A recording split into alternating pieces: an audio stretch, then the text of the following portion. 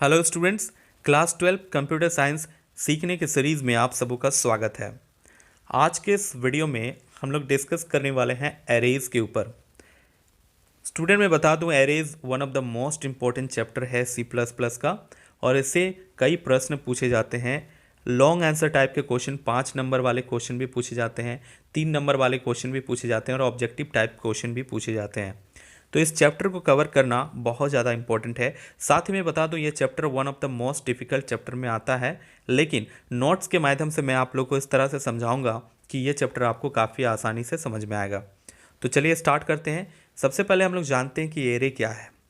तो यहाँ पर मैं बता दूं कि एरे जो होता है एक लीनियर डेटा स्ट्रक्चर होता है। जब भी ऑब्जेक्टिव क्वेश्चन आपसे पूछा जाए कि एरे किस प्रकार का डेटा स्ट्रक्चर है, तो आप आंसर दोगे एरे लीनियर डेटा स्ट्रक्चर होता है, राइट।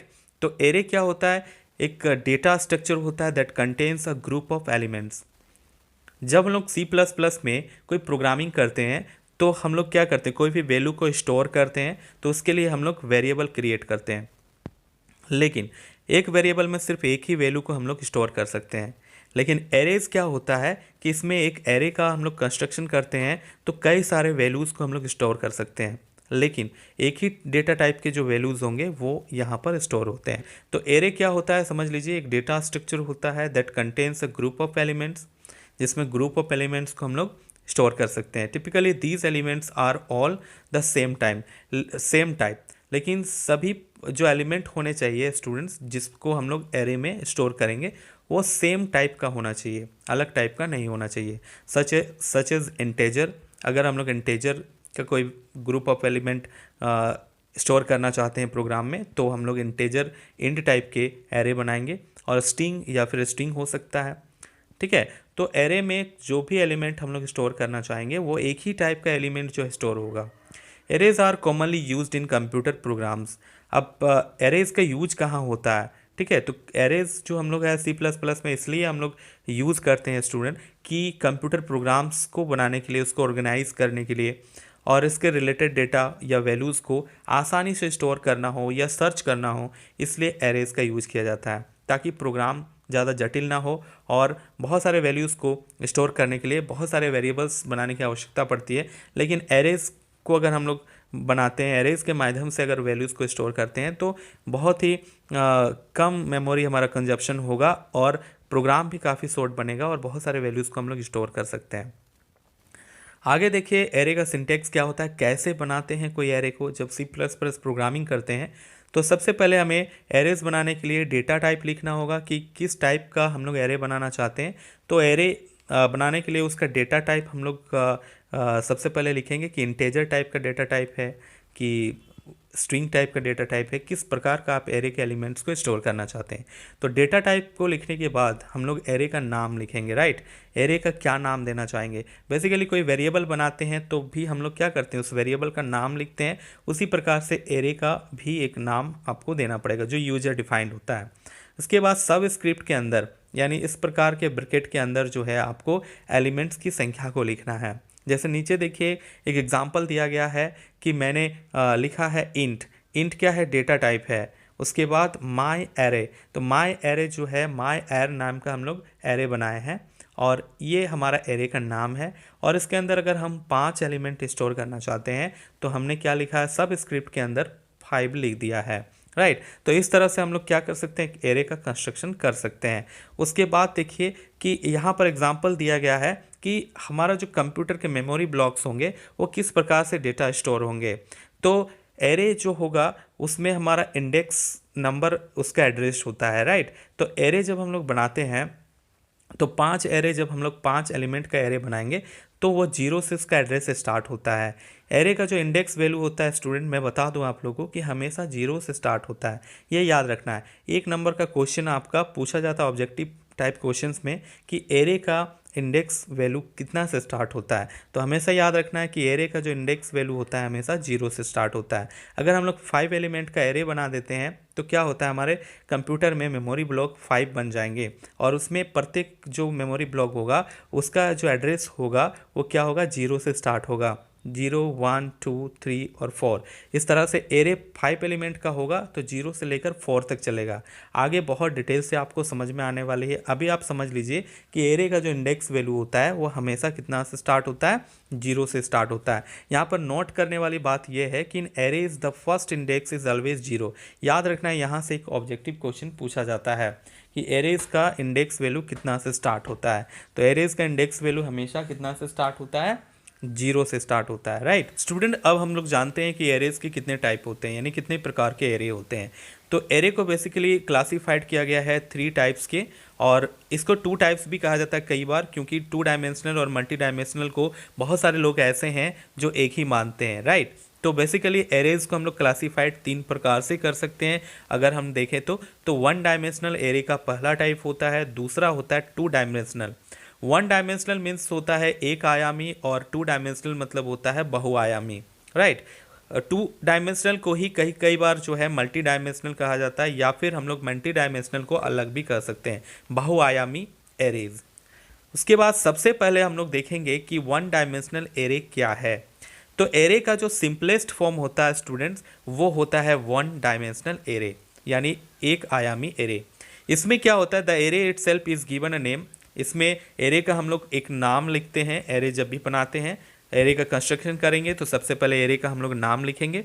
उसके बाद इसके एलिमेंट को रिफर्ड बाय देयर सबस्क्रिप्ट। मैंने पहले ही बताया आप लोगों को थोड़ा देर पहले कि एरे का जो एलिमेंट्स होता है उसको हम लोग सबस्क्रिप्ट के अंदर में रखते हैं। यानी 5 एलिमेंट का एरे बनाएंगे तो सबस्क्रिप्ट के अंदर हम लोग 5 लिखेंगे।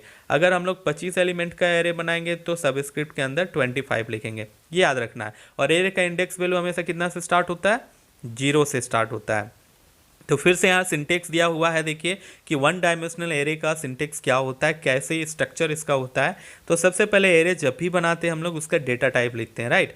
डेटा टाइप लिखने के बाद हम लोग एरे का नाम लिखेंगे। नाम लिखने के बाद जो है सब स्क्रिप्ट के अंदर हमें एरे का साइज लिखना पड़ेगा। चलिए एक एग्जाम्पल के माध्यम से समझते हैं। एक प्रोग्राम बनाते हैं जो टर्बो C++ में आप इसको रन कर सकते हैं, या फिर कोड्स ब्लॉक में आपको हेडर फाइल चेंज करके इसको रन कर सकते हैं। तो बेसिकली हम लोग टर्बो C++ का यूज करते हैं, जो कि बहुत ही यूजर फ्रेंडली होता है। तो उसके लिए हम लोग क्या करते हैं कि जो हमारा हेडर फाइल होता है इसमें हम लोग लिखते हैं #include iostream.h #include conio.h, right. इसके बाद int main से हम लोग प्रोग्राम को स्टार्ट करेंगे, और उसके बाद करली ब्रैकेट से हम लोग प्रोग्राम की ओपनिंग करेंगे, और फिर हम क्या करेंगे, जैसे वेरिएबल बनाते हैं कोई प्रोग्राम में वैसे ही एरे बनाएंगे। तो इंट नंबर नाम का एक एरे बनाते हैं। एन ओ यहाँ पर लिखा हुआ है, देखिए नंबर है हमारे एरे का नाम, और ये 5 एलिमेंट का एरे हम लोग क्रिएट करने वाले हैं, यानी 5 एलिमेंट का एक एरे बनाते हैं। और उसके बाद एक लूप चलाने के लिए हमने एक और वेरिएबल ले लिया है i। साथ ही हम लोग जितने भी एरे के एलिमेंट है उसको सम कर देखना चाहते हैं, तो उसके लिए एक सम नाम का वेरिएबल लिया हुआ है, और उसका वैल्यू असाइन कर दिया है 0। अब हम लोग क्या करेंगे, प्रोग्राम में एक मैसेज आए उसके लिए हम लोग एक सी आउट यहाँ पर लिखेंगे। सी आउट का यूज करते हुए इंटर 5 एलिमेंट। इससे क्या होगा, यूजर को 5 एलिमेंट इंटर करने के लिए इंस्ट्रक्शन आएगा। प्रोग्राम में जब भी आप रन करोगे तो 5 एलिमेंट आपको इंटर करना है। 5 एलिमेंट इंटर करने के लिए आपको एक लूप चलाना होगा स्टूडेंट। तो उसके लिए हम लोग क्या करेंगे, फॉर लूप का यूज करेंगे। याद रखना है कि एरे का इंडेक्स वैल्यू हमेशा 0 से स्टार्ट होता है, राइट। तो यहाँ पर i जो हमारा होगा लूप को रिप्रेजेंट करेगा, इसलिए i = 0 से स्टार्ट करेंगे। यानी पहला जो एलिमेंट जाएगा वो एरे के 0 वाले एड्रेस में जाएगा, और <5 यानी 5 से कम होगा, क्योंकि एरे का जो इंडेक्स वैल्यू होता है वो 0 से स्टार्ट होता है। तो कितना तक चलेगा, 0 1 2 3 4 तक चलेगा। इसमें हमारा 5 एलिमेंट आ जाएगा, यानी पहला एड्रेस जो होता है वो 0 होता है, उसमें हमारा पहला एलिमेंट जो यूजर एंटर करेगा वो चला जाएगा। फिर दूसरा एलिमेंट 1 वाले एड्रेस में चला जाएगा, फिर 2 वाले में, 3 वाले में, 4 वाले में। इस तरह से 5 एलिमेंट होंगे एरे के। और इंक्रीमेंट हम लोग फॉर लूप का जो होता है, जो मैंने पहले वीडियो में बताया आप लोगों को कि अपडेशन हम लोग करते हैं। सबसे पहले जो एरे का इनिशियलाइजेशन होता है, फिर क्या होता है, कंडीशन होता है, और उसके बाद अपडेशन होता है। तो i++ का हमने यूज़ किया हुआ है। उसके बाद हम लोग क्या करेंगे, वैल्यू इंटर करने के लिए सीन का यूज करेंगे।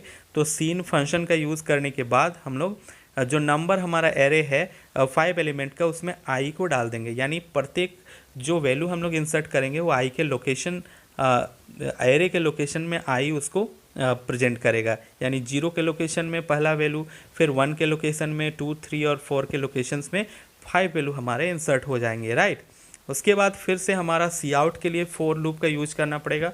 ये जो हमारा था सी इन के लिए फॉर लूप, सी आउट भी उसी तरह से 0 से स्टार्ट होगा, पहला वैल्यू जो है पहले आउटपुट होगा, फिर दूसरा, फिर तीसरा, इसी प्रकार से लेस देन 5 तक जाएगा, आई में इंक्रीमेंट होते रहेगा, राइट। फिर हम लोग सी आउट के लिए किसको कॉल करेंगे, हमारा जो एरे है उसको कॉल करेंगे। तो एरे जो है हमारा क्या है, नंबर नाम का एरे है, उसमें आई हम लोग डाल देंगे। आई क्या है, प्रत्येक वैल्यू को रिप्रेजेंट करेगा, उसके वैल्यू को स्टोर करने के लिए आई का लूप हमने चलाया है। फिर हम लोग क्या करेंगे कि सम इसका निकालना है, पांचों वैल्यूज़ का जो है हम लोग सम निकालना चाहते हैं, तो sum equal to sum plus number, जो हमारा एरे है वो आई है, यानी एरे को लिख देंगे। तो इससे हमारा क्या होगा, प्रत्येक वैल्यू जो है आपका आपस में ऐड हो जाएंगे और सम के अंदर स्टोर हो जाएंगे। सम एक वेरिएबल है तो इसके अंदर स्टोर हो जाएंगे, और उसके बाद जो है हमारा टोटल निकालने के लिए, यानी जो हमारा सम हो गया प्रत्येक वैल्यू का, जो सम हमारा होगा उसको टोटल के लिए हम लोग एक सी आउट लिखेंगे, यूजर को पता चले कि आखिर किस चीज़ का टोटल है। तो उसके लिए हम लोग टोटल लिखेंगे विथ इन कोट के अंदर, और उसके बाद कॉल कर देंगे सम वेरिएबल को। इससे क्या होगा कि आपका टोटल एलिमेंट का जो सम है वो आउटपुट स्क्रीन पर आएगा। लास्ट में हम लोग क्या करते हैं, प्रोग्राम के एंड में गेट ch और रिटर्न 0 प्रोग्राम क्लोज कर देंगे, और ये जो है आपका एक प्रोग्राम बन के एरे का तैयार हो जाएगा। और आप देख सकते हैं कि आउटपुट कोई भी 5 नंबर आप इंटर कर सकते हैं अपने कंप्यूटर स्क्रीन पर। इसके लिए प्रोग्राम भी हम लोग बनाएंगे, पहले यहाँ पर थ्योरी को हम लोग समझ लेते हैं, एक एक प्रोग्राम को हम लोग प्रोग्राम के माध्यम से भी समझेंगे। 5 नंबर को इंटर कर सकते हैं और उसके बाद उसका आप क्या कर सकते हैं, सम निकाल सकते हैं। तो इस प्रकार से ये सिंगल डायमेंशनल एरे का एग्जांपल है स्टूडेंट। अब हम लोग सीखेंगे जो मल्टी डायमेंशनल होता है या फिर जो है 2 डायमेंशनल एरे होता है वो क्या होता है, वो भी बहुत इंपॉर्टेंट है, क्योंकि जो मल्टी डायमेंशनल होता है वो रो और कॉलम के कॉन्सेप्ट पर काम करती है, ठीक है। तो यहाँ से भी हमारा क्वेश्चन पूछा जाता है, तो चलिए देख लेते हैं कि मल्टी डायमेंशनल एरे क्या है। स्टूडेंट, अब हम जानते हैं कि मल्टी डायमेंशनल एरे क्या है। मल्टी डायमेंशनल एरे भी बहुत ही इंपॉर्टेंट है। जिस प्रकार से हमने सिंगल डायमेंशनल एरे को देखा या 1 डायमेंशनल एरे को देखा, इसी प्रकार से 2 डायमेंशनल एरे को ही मल्टी डायमेंशनल एरे कह सकते हैं, या फिर 2 dimensional array multi dimensional array, 2 भाग में भी हम लोग डिवाइड कर सकते हैं। तो मल्टी डायमेंशनल एरे जो होता है स्टूडेंट, क्लास 12 में आपको 2 डायमेंशनल तक ही पढ़ना है। 3 डायमेंशनल ये आपको जब BCA आप करोगे या MCA करोगे तब जाके आपको पढ़ना होगा। तो मल्टी डायमेंशनल एरे जो होता है is an array with more than 2 dimensions. 2 dimensions से ज़्यादा को मल्टी डायमेंशंस कहते हैं, राइट। लेकिन जो इनमें से मल्टी डायमेंशंस में जो सिंपलेस्ट फॉर्म होता है वो होता है क्या, 2 डायमेंशनल एरे। यानी सबसे सिंपलेस्ट फॉर्म हो गया 1 डायमेंशनल एरे, और मल्टी डायमेंशनल एरे में जो सिंपलेस्ट फॉर्म होता है वो हमारा होता है 2 डायमेंशनल एरे, राइट।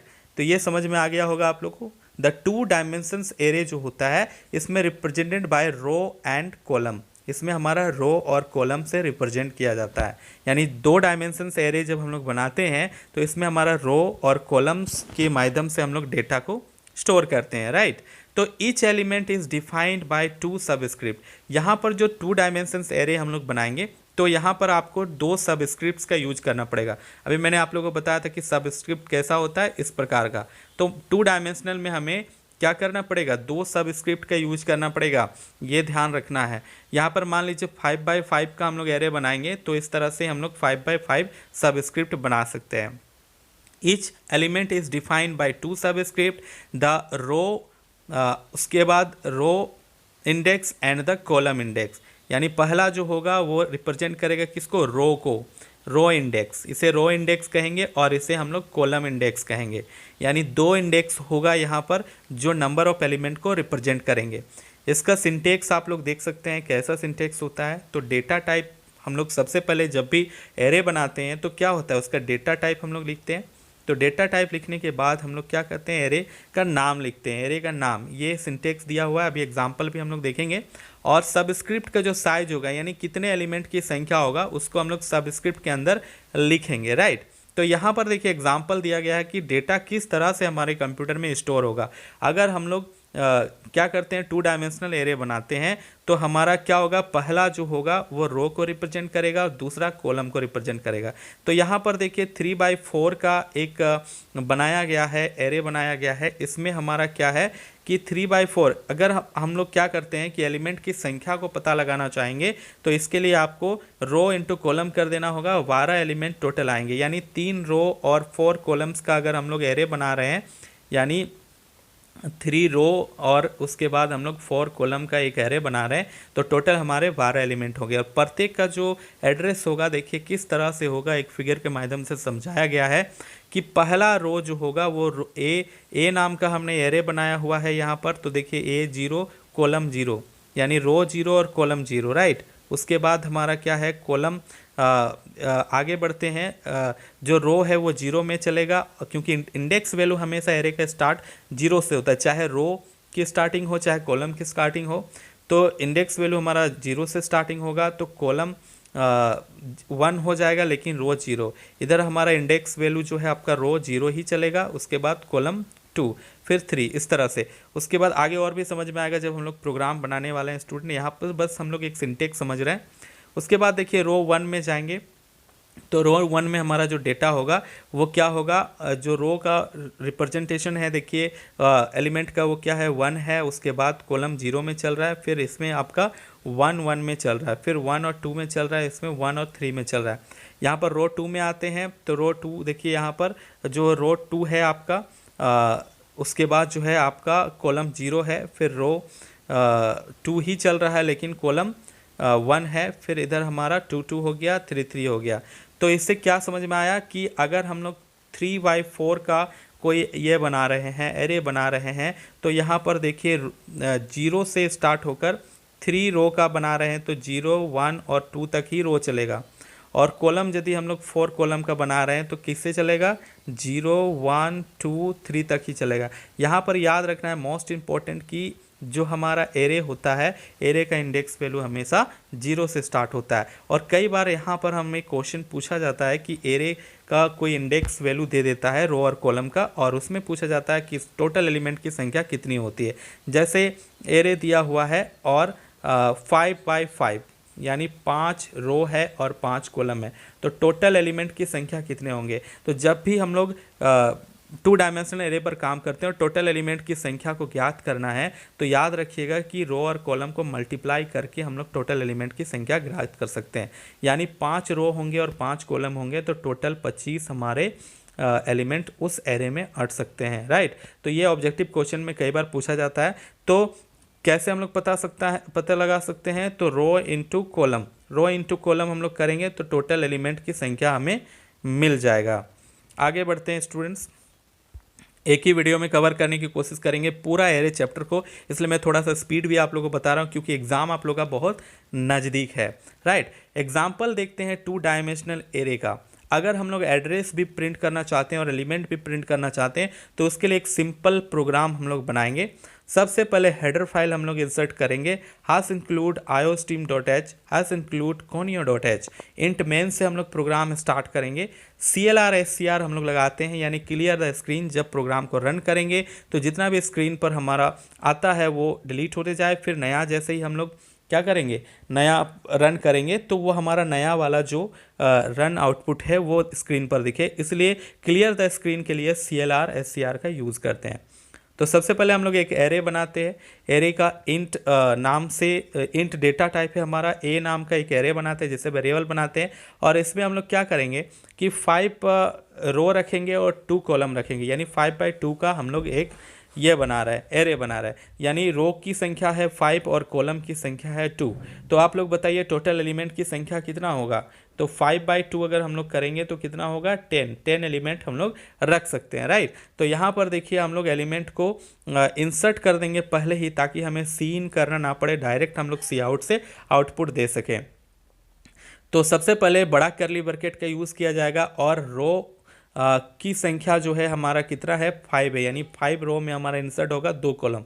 तो यहाँ पर एलिमेंट को इस तरह से इंसर्ट कर सकते हैं। अगर हम लोग पहला जो एलिमेंट होगा 0, दूसरा एलिमेंट 0, ये हमें आउटपुट देना है, तो हम लोग इस तरह से लिख सकते हैं। फिर जो है नेक्स्ट हम क्या कर सकते हैं, 1 2 और 2 3 3 6 4 8, इस तरह से कुछ एलिमेंट हमने लिख लिया और उसके बाद ब्रैकेट को हमने बंद कर दिया, राइट। ये 2 ही कॉलम है, इसीलिए हम लोग 2 एलिमेंट को और 5 जो है ग्रुप हमने बनाया, देखिए 1 2, क्योंकि 5 हमारा रो है, 5 रो है, 2 कॉलम है, इसलिए हमने इस तरह से डेटा को यहाँ पर लिख लिया है और इस डेटा को हम लोग आउटपुट स्क्रीन पर देना चाहते हैं। तो इसके लिए हम लोग को क्या करना पड़ेगा, 2 लूप चलाना पड़ेगा। एक जो है आपका रो को रिप्रेजेंट करने के लिए आई नाम का लूप चलाएंगे और एक कॉलम को रिप्रेजेंट करने के लिए हम लोग जे नाम का जे से लूप चलाएंगे, ठीक है। तो फॉर लूप चलाएंगे, सबसे पहले डेटा को आउटपुट हम लोग को देना है, तो उसके लिए हम लोग को क्या करना पड़ेगा, इंट आई और 0 से स्टार्ट होगा, लेस देन 5। तो याद रखना है कि रो की संख्या 5 है तो लेस देन 5 होगा, क्योंकि 0 से स्टार्ट हो रहा है, आई में इंक्रीमेंट होगा। उसके बाद हम लोग जे का एक लूप चलाएंगे कॉलम के लिए, तो जे स्टार्ट होगा 0 से और लेस देन क्या है 2 यहाँ पर हमने लिखा है, क्योंकि 0 से स्टार्ट होगा 1 तक चलेगा, यानी 0 और 1 यानी टोटल संख्या कितना हो गया हमारा कॉलम का, तो 2 तक इसमें इंक्रीमेंट। क्योंकि आपको याद रखना है कॉलम का जो लेंथ है वो कितना है, मैक्सिमम 2 है, यानी 5/2 का हमने यहाँ पर बनाया हुआ है। उसके बाद हम लोग क्या करेंगे, देखिए सी आउट दे देंगे और यहाँ पर हमने ब्रैकेट्स का यूज किया हुआ है ताकि हूबहू उसके लोकेशन को हमें प्रिंट करना है। तो ए जो है उसके बाद ओपनिंग करके सबस्क्रिप्ट किए हैं, उसके बाद आई को अंदर में कॉल कर दिए हैं, फिर उसके बाद ब्रैकेट के अंदर ये क्लोजिंग और जो है ओपनिंग फिर से हमने क्या किया है, सबस्क्रिप्ट का यूज किया हुआ है, क्योंकि हूबहू वैसे ही हमारा स्क्रीन पर प्रिंट हो, इसलिए उसके अंदर जैसे हमारा लोकेशन होता है वैसे ही उस लोकेशन में क्या नंबर आएगा उस चीज़ को प्रिंट करना है। इसके लिए हमने ये इसका यूज किया है सी आउट के अंदर। अगर आप यूज करते हैं विथ इन कोट कुछ भी चीज़ को तो वैसे ही आपके स्क्रीन पर दिखाई देता है, लेकिन बीच में हमने कॉल किया हुआ है आई को और इन सब स्क्रिप्ट के अंदर में जे को कॉल किया हुआ है। फिर हम लोग क्या करेंगे, सी आउट करेंगे, सी आउट में हम लोग कॉल करेंगे आई और जे, तो जिससे आई और जे का वैल्यू जो है आउटपुट आ जाएगा। फिर प्रोग्राम को क्लोज करेंगे कर्ली ब्रैकेट से, इसके बाद हमारा गेट सी एच रिटर्न 0 और लास्ट में क्लोजिंग।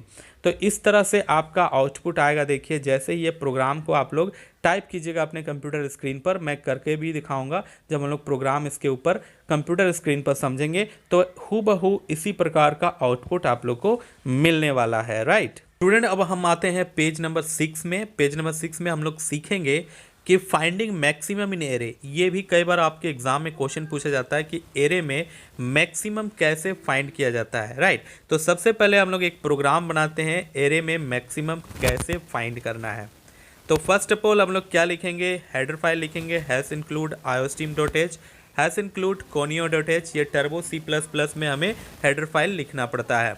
फिर हम लोग क्या करेंगे, वॉइड मेन करेंगे, फिर प्रोग्राम स्टार्टिंग करेंगे तो हमारा CLR SCR से हमारा आगे हम लोग लिखेंगे, क्योंकि क्लियर द स्क्रीन के लिए हम लोग CLR SCR फंक्शन का यूज करते हैं।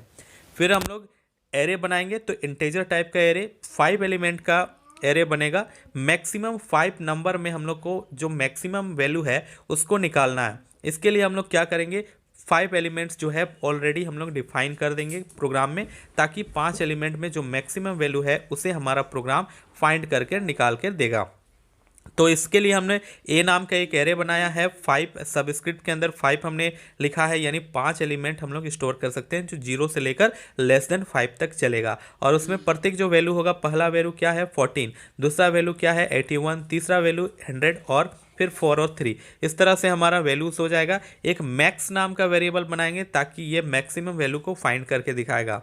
और मैक्स के अंदर हम लोग पहला वैल्यू को इंसर्ट कर देंगे। एरे का जो 0 इंडेक्स का वैल्यू है यानी 14 है, मान लिया 14 मैक्सिमम है, ये सोचकर हमने मैक्स के अंदर में डाल दिया है, राइट। फिर फॉर लूप चलाएंगे, प्रत्येक वैल्यू जो हमारा है उसका एक लूप चलेगा। आई जो है वो 1 से स्टार्ट होगा, लेस देन 5 तक चलेगा। 0 से यहाँ स्टार्ट क्यों नहीं होगा, क्योंकि पहला वैल्यू हमने ऑलरेडी मैक्स के अंदर डाल दिया है और मैक्स का जो पहला वैल्यू है बाकी के वैल्यू से कंपेयर होंगे और उसके बाद जो मैक्सिमम वैल्यू है जैसे ही उसको प्राप्त हो जाएगा वो मैक्स के अंदर आ जाएंगे।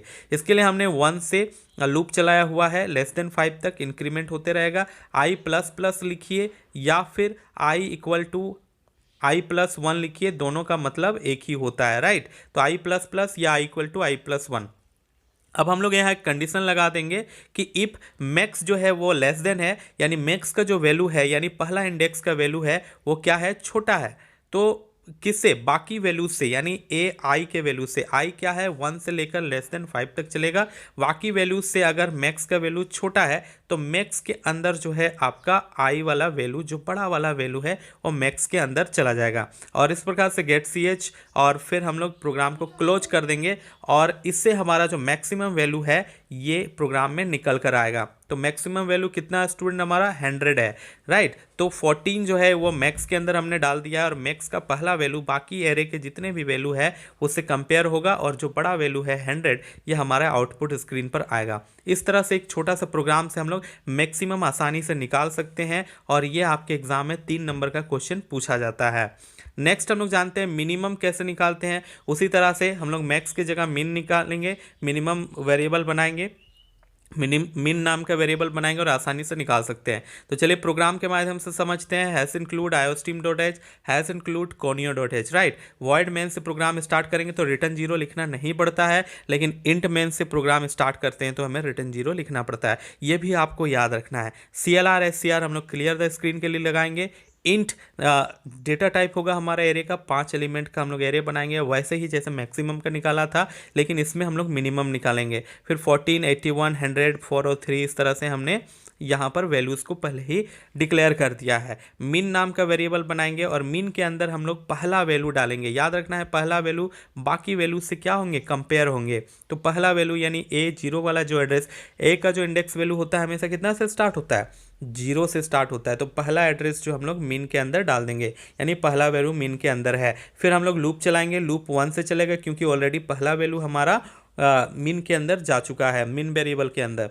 फिर लेस देन 5 तक चलेगा, आई में इंक्रीमेंट होगा और उसके बाद मीन का जो वैल्यू है वो यदि बड़ा हो गया, राइट, यहाँ पर समझना है मीन का वैल्यू जो है, जो आपने पहला वैल्यू जो है वो आप 14 जो है असाइन कर चुके हैं, यानी इंडेक्स नंबर 0 हमने यहाँ पर असाइन किया हुआ। अगर पहला वैल्यू जो है वो बड़ा हो गया एरे के किसी भी वैल्यू से, तो छोटा वैल्यू जो है वो क्या हो जाएगा, मीन के अंदर ट्रांसफ़र हो जाएगा, राइट। यानी मीन का वैल्यू यदि यानी पहला वैल्यू बड़ा हो जाता है और बाकी वैल्यू कोई भी छोटा हो जाता है तो छोटा वैल्यू इसके अंदर चला जाएगा, यानी मीन इक्वल टू AI, यानी एरे के अंदर कोई भी वैल्यू है वो मीन के अंदर चला जाएगा। फिर गेट CH प्रोग्राम क्लोज। इस तरह से आसानी से हम लोग मैक्सिमम और मिनिमम कैसे निकालना है एरे में वो ज्ञात कर सकते हैं छोटे से प्रोग्राम के माध्यम से। नेक्स्ट चलते हैं हम लोग बेसिक ऑपरेशंस ऑफ एरे देखते हैं। एरे के अंदर जो बेसिक ऑपरेशन होता है 1 डायमेंशनल एरे के अंदर, जो आपको क्लास 12 में पढ़ना है, बहुत इंपॉर्टेंट है। यहाँ से 5 नंबर के क्वेश्चन पूछे जाते हैं। आगे हम लोग 4-5 प्रोग्राम देखेंगे, उन पाँचों प्रोग्राम में से एक क्वेश्चन 5 नंबर का आपके एग्जाम में 100% आने की संभावना, यानी हर साल आता है तो इस साल भी आने की पूरी उम्मीद है, यानी पूरी तरह से आपके एग्जाम में 5 नंबर का क्वेश्चन पूछा जाता है। इन 5 क्वेश्चन में से ही एक क्वेश्चन दिया हुआ रहता है। तो पहला है हमारा लीनियर सर्च, बाइनरी सर्च, उसके बाद हम लोग सॉर्टिंग देखेंगे। सॉर्टिंग में 3 मेथड देखेंगे और सर्चिंग में 2 मेथड, यानी सर्चिंग और सॉर्टिंग में एक क्वेश्चन आपका 5 नंबर का आपके एग्जाम में पूछा जाता है। तो बहुत ही ध्यान से देखेंगे। तो स्टूडेंट मैं आप लोगों को बता दूं कि अब जो हम लोग सर्चिंग एल्गोरिदम स्टार्ट करने वाले हैं, साथ ही सॉर्टिंग एल्गोरिदम। तो यहाँ पर आपको ध्यान देना है कि ये एल्गोरिदम है, इसलिए इसके जो स्ट्रक्चर है थोड़े से आपको बहुत ज़्यादा फोकस करने की आवश्यकता है। तो सबसे पहले हम लोग लीनियर सर्च एल्गोरिदम के बारे में चर्चा करेंगे। लीनियर सर्च क्या होता है ना। सबसे पहले सर्चिंग, कई बार आपको एग्जाम में पूछा जाता है फाइंडिंग एरे मीन्स क्या होता है। तो सर्चिंग एरे या फाइंडिंग एरे मीन्स क्या होता है कि सर्चिंग को ही फाइंडिंग कहा जाता है और फाइंडिंग को ही सर्चिंग कहा जाता है, ठीक है। प्रोसेसिंग का मतलब क्या होता है, कई बार एरे में प्रोसेसिंग मतलब क्या होता है ये भी पूछा जाता है आपके एग्जाम में। तो समझ लीजिए प्रोसेसिंग का मतलब होता है ट्रैवर्सल।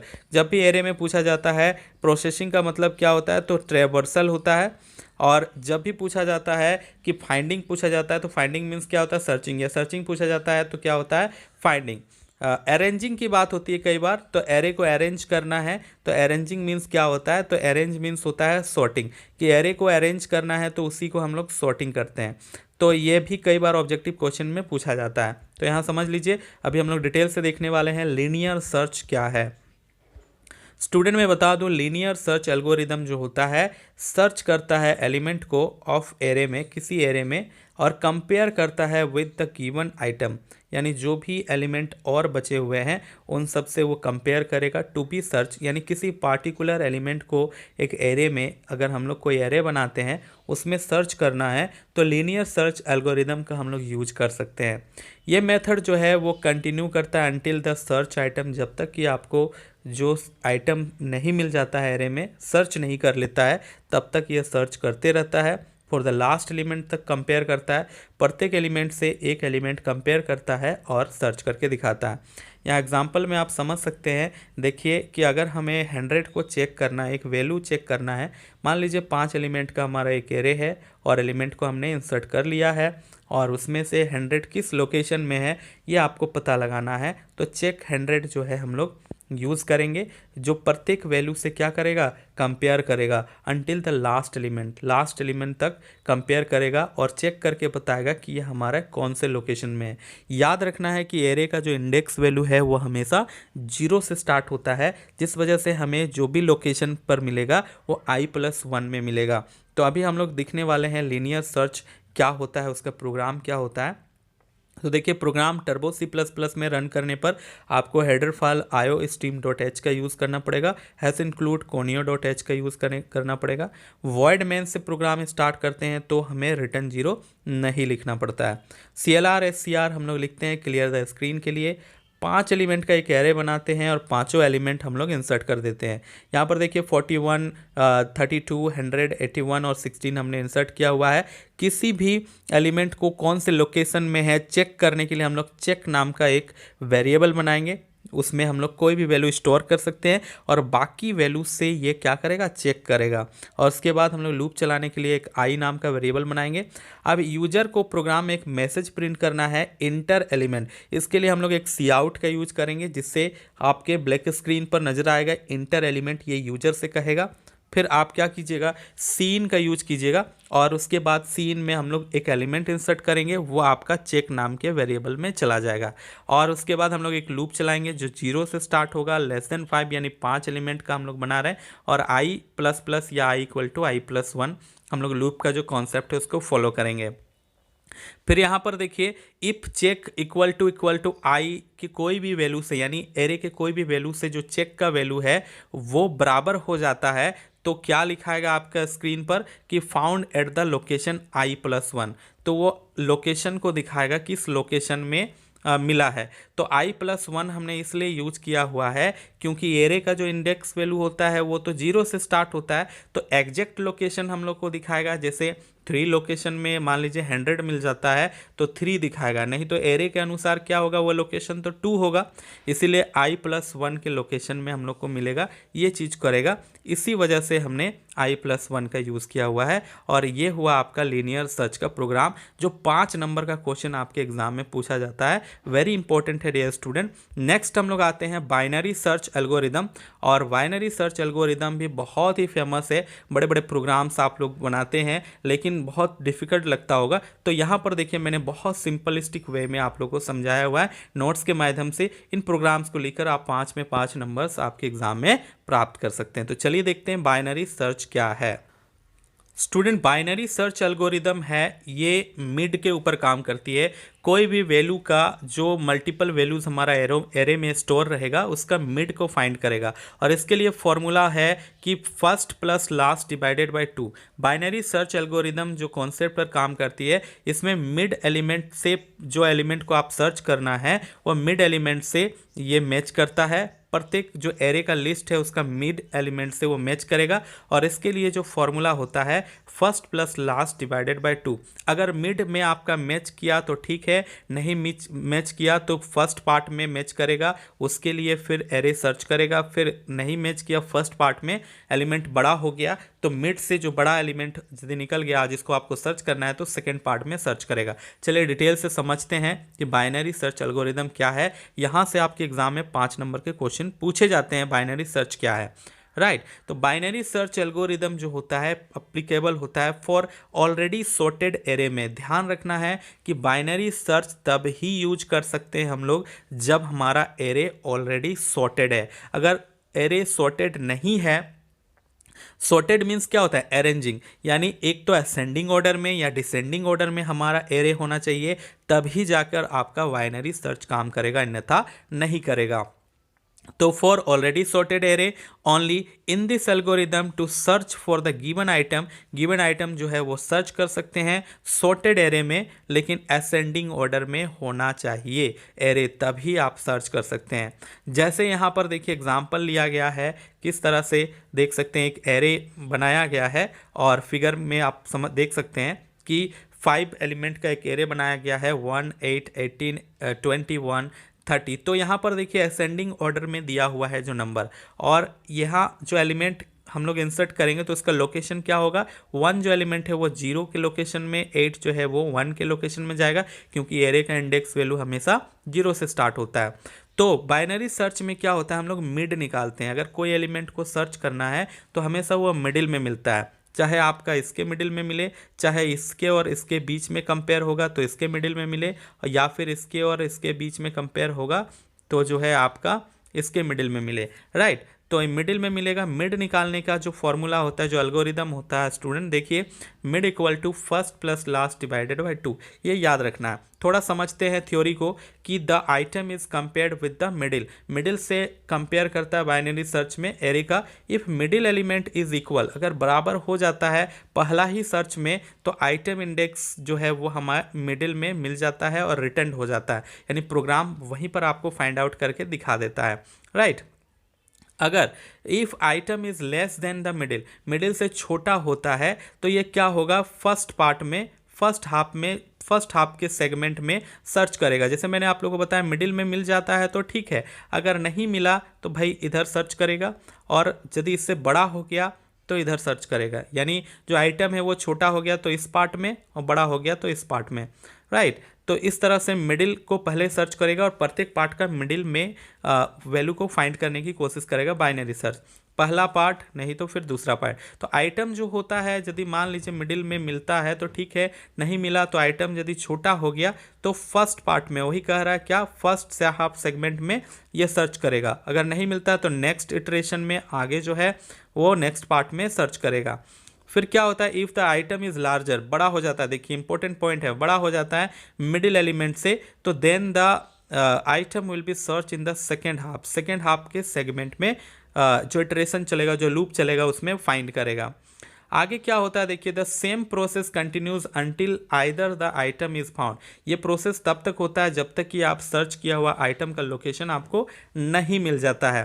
तो still the item is not found, लेकिन आइटम यदि आपको नहीं मिलता है उसके बावजूद भी जो आपने आइटम सर्च किया है तो सर्च अनसक्सेसफुल करके लिखाएगा, राइट। तो यहाँ पर ध्यान देना है। तो एक प्रोग्राम के माध्यम से हम लोग समझते हैं बाइनरी सर्च क्या है, याद रखना, ये 5 नंबर का क्वेश्चन आपके एग्जाम में पूछा जाता है, वेरी वेरी इंपॉर्टेंट है बाइनरी सर्च।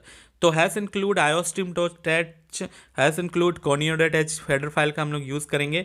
वॉइड मेन से प्रोग्राम शुरुआत करेंगे, CLR SCR, और एक एरे बनाएंगे इंट 5 एलिमेंट का, और पांचों एलिमेंट को जो है हम लोग क्या करेंगे, यहीं पर डाल देंगे, और किसी एक एलिमेंट को हम लोग फाइंड करने की कोशिश करेंगे। इसका एल्गोरिदम क्या है स्टूडेंट देखिए, तो उसके लिए हमने वेरिएबल बनाया हुआ है फर्स्ट, जिसमें हम लोग 0 असाइन कर देंगे, फिर लास्ट, और उसके बाद मिड निकालना होता है तो मिड नाम का एक वेरिएबल बनाएंगे, और नंबर के अंदर हम लोग जो नंबर को सर्च करना है उसके लिए हम लोग 21 जैसे डाल देंगे, तो 21 सर्च करके दिखाएगा हम लोग को किस लोकेशन में है। अगर मिडिल में है तो सबसे पहले मिडिल में सर्च करेगा, नहीं मिला 18 है मिडिल में तो इससे इधर वाला जो पार्ट है इसमें सर्च करेगा, छोटा रहता तो इधर वाला में सर्च करेगा।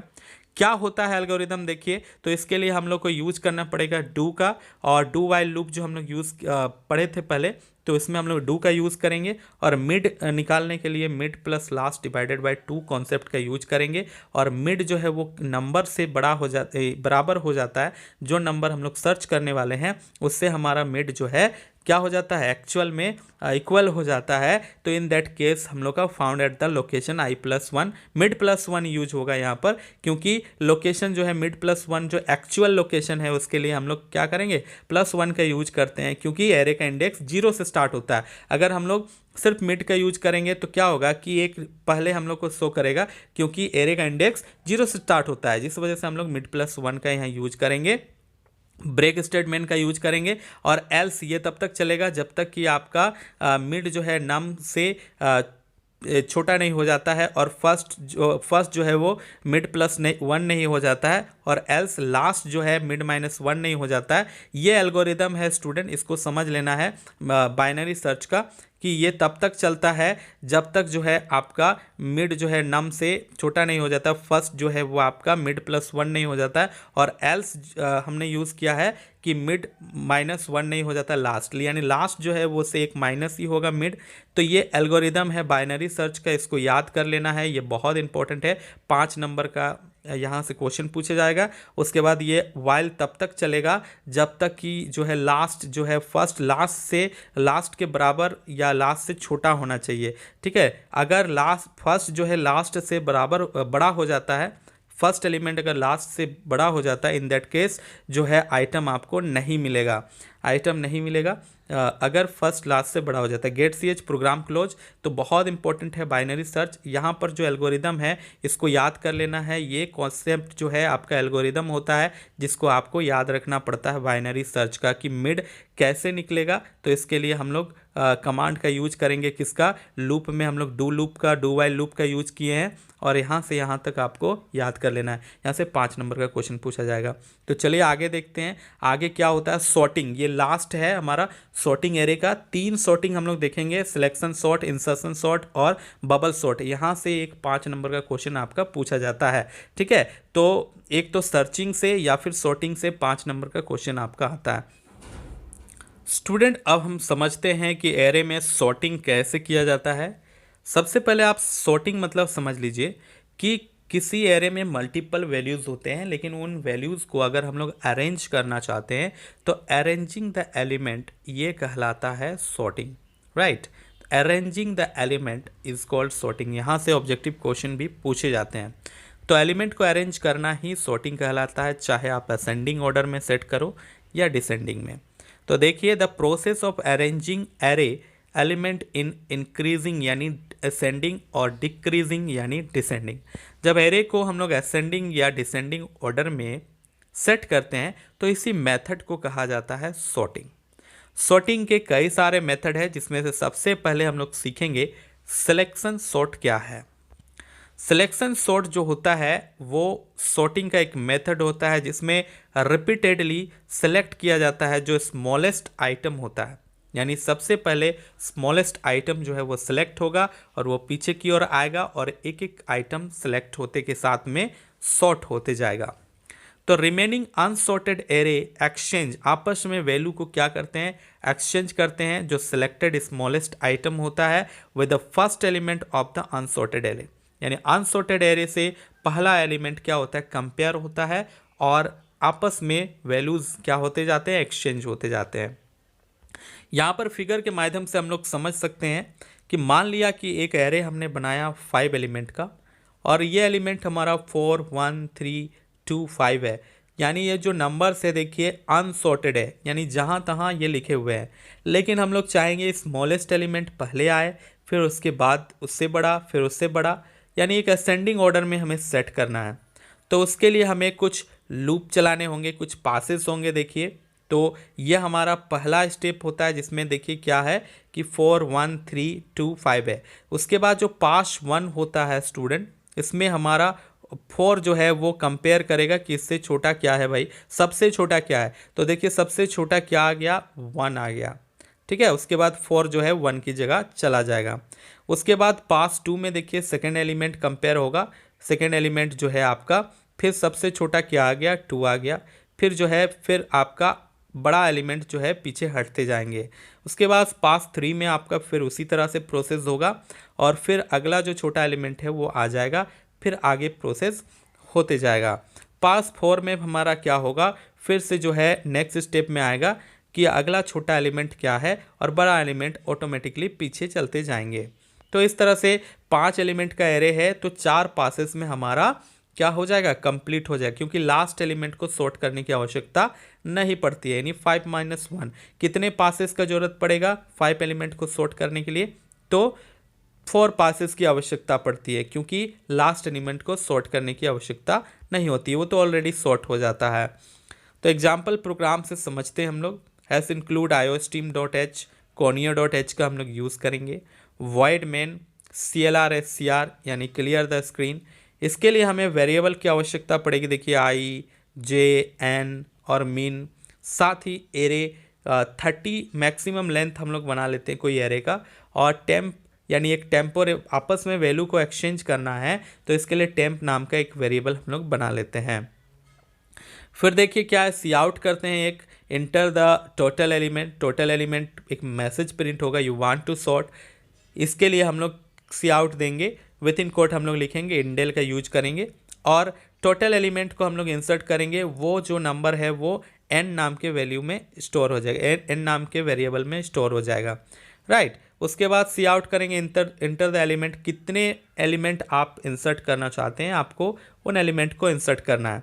तो 30 मैक्सिमम लेंथ है, आप चाहें तो 10 ही वैल्यू को इंसर्ट कर सकते हैं, 5 वैल्यू को इंसर्ट कर सकते हैं, उसको सॉर्ट कर सकते हैं। तो उसके लिए हमने क्या किया है कि n जो है वेरिएबल बनाया हुआ है, तो टोटल नंबर ऑफ वैल्यूज़ वहाँ पर आपको इंसर्ट करना पड़ेगा। साथ ही जो हम लोग क्या करेंगे, प्रोग्राम में आगे एक फॉर लूप चलाएंगे और अनडिफाइंड है, कितने नंबर एलिमेंट का यूजर खुद डिसाइड करेगा, इसलिए यहाँ पर जो है i लेस देन n होगा। n क्या है, नंबर ऑफ एलिमेंट को रिप्रेजेंट करेगा। i में इंक्रीमेंट होगा, c करेंगे हम लोग, नंबर को डालेंगे वो i के लोकेशंस में, यानी एरे के लोकेशन में i के माध्यम से, यानी 0 से स्टार्ट होगा। पहला जो आप एलिमेंट इंसर्ट करोगे तो 0 लोकेशन में जाएगा, फिर 2 में जाएगा, फिर 3 में जाएगा, जितने भी आप वैल्यू को इंसर्ट करोगे उसके लोकेशंस में चले जाएंगे। अब इन्हीं अनडिफाइंड वैल्यूज़ को अगर हम लोग को सेट करना है असेंडिंग या डिसेंडिंग में, तो उसी को हम लोग सॉर्टिंग करेंगे।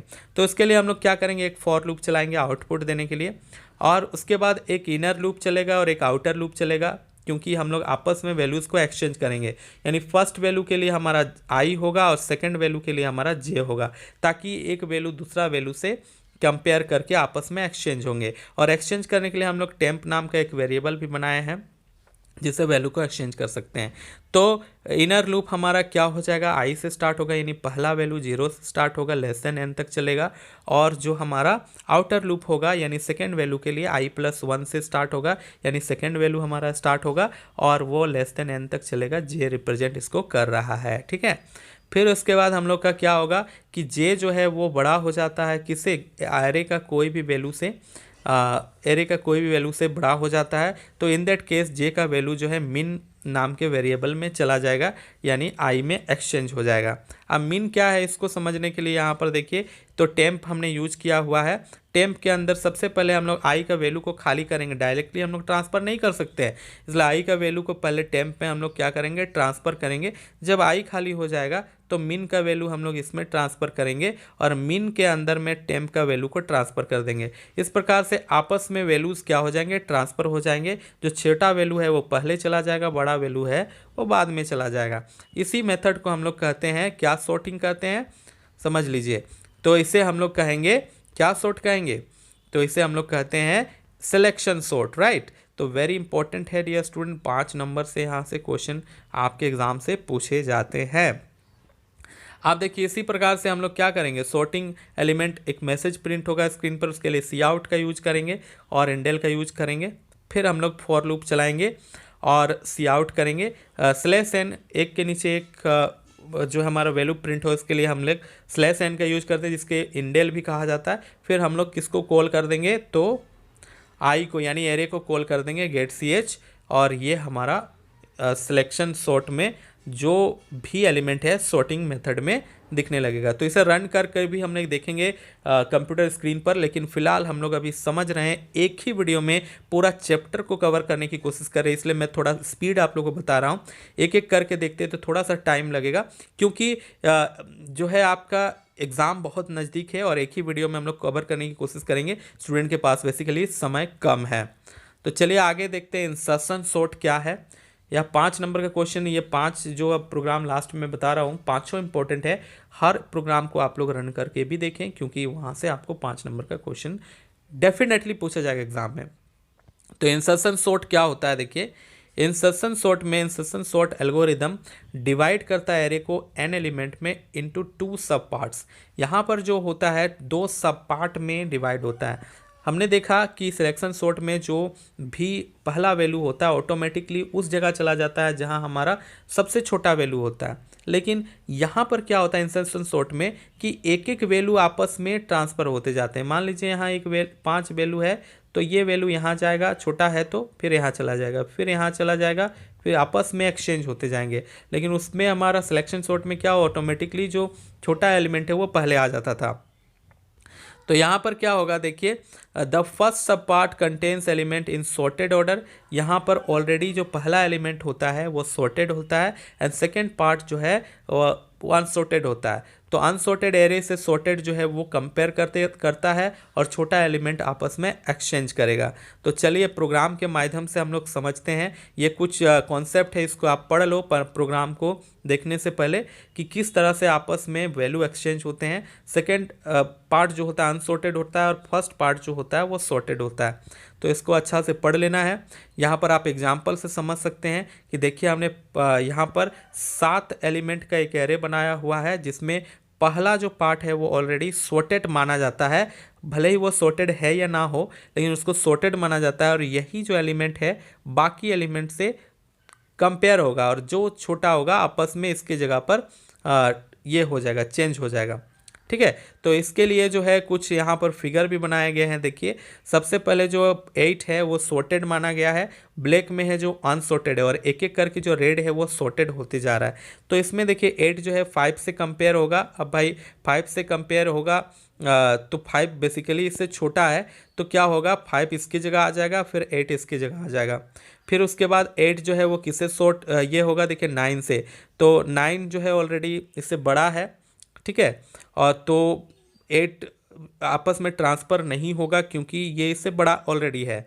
उसके बाद 9 जो है वो 3 से कंपेयर होगा, तो 3 से 9 कंपेयर हो जाने पर 3 तो छोटा है, तो छोटा हो जाने के बाद जो है 3 अपने जगह पर पहुंच जाएगा, यानी सबसे फर्स्ट लोकेशन में अभी तक 3 छोटा है तो जगह पर पहुंच जाएगा। इसी तरह से आपस में वैल्यू क्या होते हैं, कंपेयर होते हैं और कंपेयर होते होते जो है लास्ट तक वो सॉर्टिंग करता है और तभी जाके जब तक ये सॉर्टिंग प्रोसेस चलेगा जब तक असेंडिंग या डिसेंडिंग ऑर्डर में आप इसको फाइंड ना कर ले। एक प्रोग्राम के माध्यम से समझते हैं स्टूडेंट। तो हैश इंक्लूड iostream.h conio.h ये हमारा हेडर फाइल होता है। इंट मेन जो हम लोग प्रोग्राम को स्टार्ट करेंगे, रिटर्न 0 लिखना पड़ता है इंट मेन से जब भी हम लोग स्टार्ट करते हैं, समझ लीजिए। उसके बाद हम लोग एक एरे बनाते हैं, 20 साइज इसका है, 20 मैक्सिमम लेंथ है और साइज यूजर खुद से डिफाइन करेगा, इसलिए साइज नाम का हम एक वेरिएबल बनाया है। आई इनर लूप के लिए और जो है आउटर लूप के लिए जे हम लोग यूज़ करेंगे किसका, वेरिएबल का। इसके बाद टेम्प नाम का एक वेरिएबल हम लोग लेंगे और एक सी आउट मैसेज प्रिंट करने के लिए हम लोग लिखेंगे enter the array size, array का साइज इंटर करना है इसके लिए। और इसके बाद इंडेल का यूज करेंगे। फिर सीन में हम लोग साइज इंटर करेंगे, यूजर अपने से एरे का क्या साइज होगा, मैक्सिमम रखा गया है याद रखिएगा 20, तो आप 15, 10 या 5 जितना भी साइज का आप एरे बनाना चाहते हैं, जितना एलिमेंट आप इंसर्ट करना चाहते हैं जिसको आपको सॉर्ट करना है उसका साइज आप लिख सकते हैं।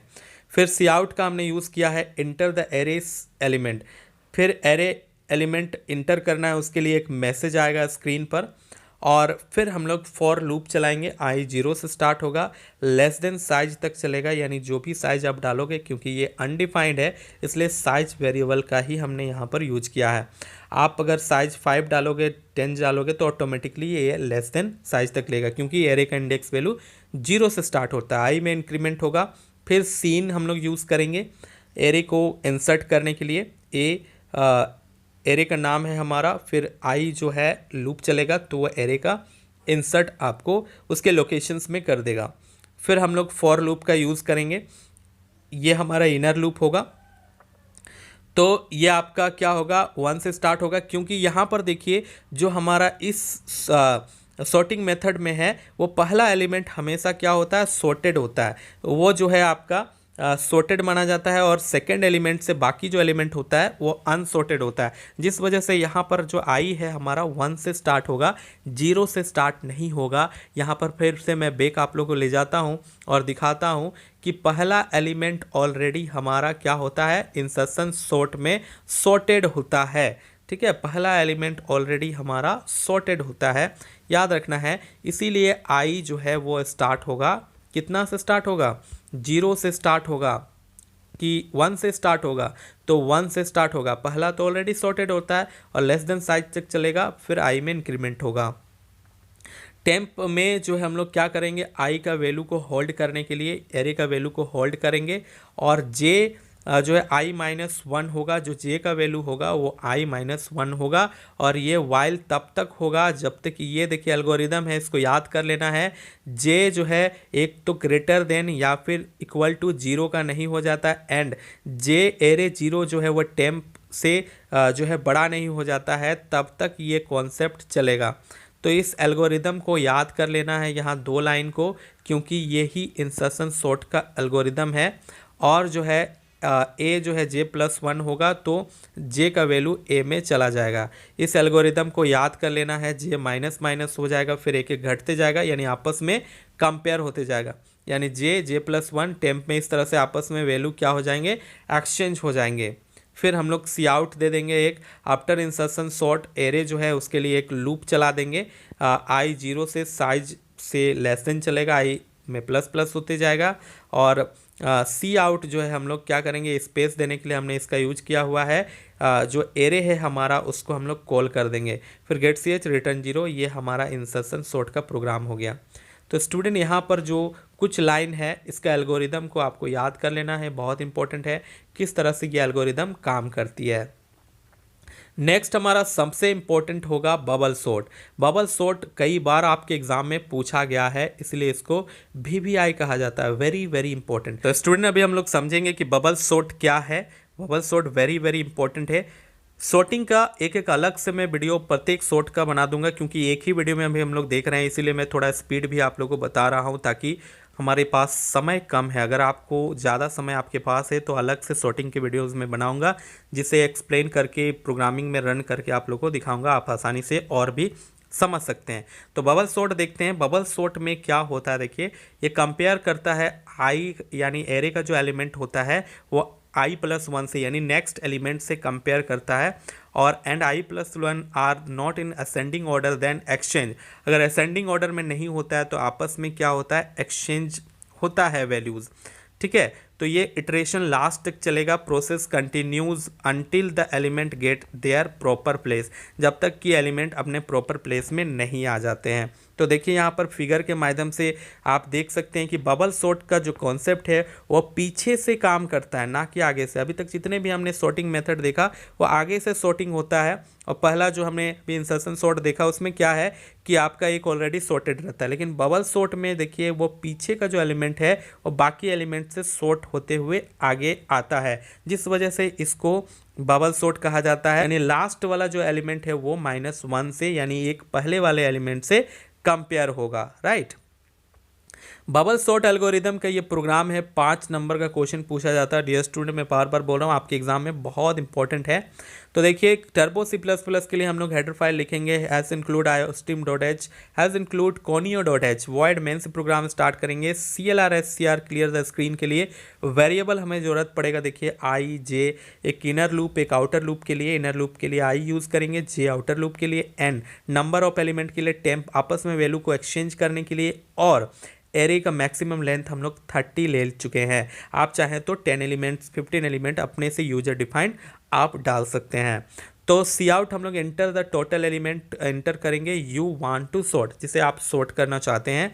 तो आप टोटल एलिमेंट मान लीजिए 15 ले लिए तो 15 आपको एलिमेंट इंसर्ट करना पड़ेगा। 10 मान लीजिए ले लिए तो 10 एलिमेंट आपको इंसर्ट करना पड़ेगा। तो यहाँ पर जो फिर से उसी तरह से लूप चलाएंगे, आई 0 से स्टार्ट होगा, उसके बाद लेस देन n तक चलेगा, या क्योंकि यहाँ पर आपने नहीं दिया हुआ कितने एलिमेंट आपको इंसर्ट करना है। मैक्सिमम लेंथ है 30, लेकिन 10 15 जो भी है वो n से रिप्रेजेंट होगा। i++ होगा, उसके बाद सीन हम लोग करेंगे, तो सीन में हमारा प्रत्येक जो एलिमेंट है वो एरे के अंदर आई के अंदर चला जाएगा। फिर इसके बाद एक लूप चलाएंगे, देखिए फॉर लूप का, और 0 से स्टार्ट होगा, लेस देन n तक आई इंक्रीमेंट होते जाएगा, और उसके बाद सीन के लिए प्रत्येक एलिमेंट में चला जाएगा। उसके बाद जो है आउटर लूप के लिए हम लोग जे 0 से स्टार्ट होगा, उसके बाद n-1 तक चलेगा, और उसमें 1 माइनस होगा, क्योंकि बबल सॉर्ट में जो आपका सॉर्टिंग मेथड है वो पीछे से सॉर्ट होते हुए आगे की ओर बढ़ता है, राइट। यानी सबसे बड़ा एलिमेंट लास्ट में चला जाएगा, फिर एक एक सॉर्ट होते होते सबसे पहले जो सबसे छोटा एलिमेंट स्मॉलेस्ट एलिमेंट है वो पीछे आएगा। यानी सबसे पहले आएगा और लास्ट में हमारा क्या हो जाएगा, सबसे बड़ा एलिमेंट आ जाएगा। तो इसका एल्गोरिदम क्या है स्टूडेंट, देखिए कि एरे जे जो है, यानी जो हमारा आउटर लूप है वो यदि बड़ा हो जाता है, ठीक है, क्या j+1 वाला एलिमेंट से, यानी जो नेक्स्ट एलिमेंट से है वो बड़ा हो जाता है, तो इन दैट केस ये क्या हो जाएगा, वो टेम्प में j का वैल्यू ट्रांसफ़र हो जाएगा और j में j+1 का वैल्यू आ जाएगा, और इस प्रकार से फिर j+1 में टेम्प का वैल्यू आ जाएगा। ये एल्गोरिदम है बबल सॉर्ट का, इसे याद कर लीजिए, वेरी वेरी इंपॉर्टेंट है। टेम्प के अंदर j का वैल्यू जाएगा और j के अंदर j+1 का वैल्यू जाएगा और j+1 के अंदर फिर से टेम्प का वैल्यू आपस में ट्रांसफ़र होगा, क्योंकि किसी भी वैल्यू को ट्रांसफ़र करने के लिए हमें चाहिए क्या चाहिए, कोई जगह चाहिए, टेम्पोरेरी वेरिएबल चाहिए उस वैल्यू को होल्ड करने के लिए, जिसके लिए हमने टेम्प का यूज़ किया हुआ है। इसके बाद हम लोग का क्या है, the bubble sorted element are करके एक मैसेज प्रिंट होगा और फिर हम लोग क्या करेंगे, एक लूप चला देंगे। तो आई से स्टार्ट होगा, एन लेस देन एन तक चलेगा, आई में इंक्रीमेंट होगा और उसके बाद सी आउट में स्लैश एन का यूज करते हुए, यानी इंडेल का हम लोग यूज़ करते हुए किसको कॉल कर देंगे, एरे आई को कॉल कर देंगे। गेट सी एच से प्रोग्राम एंडिंग हो जाएगा स्टूडेंट, और ये एरे का एंडिंग भी है प्रोग्राम। उम्मीद है ये वीडियो आप लोगों को काफ़ी अच्छा लगा होगा। एक ही वीडियो में मैंने पूरा कॉन्सेप्ट समझाने की कोशिश की है और यहाँ से लगभग 8 नंबर के क्वेश्चन आपके एग्जाम में पूछे जाते हैं और सबसे टफेस्ट लेसन माना जाता है एरे का, और मैंने सारे चीज़ों को कवर किया है जो आपके exam point of view very very important है। तो मिलते हैं अपने अगले वीडियो में, तब तक के लिए धन्यवाद।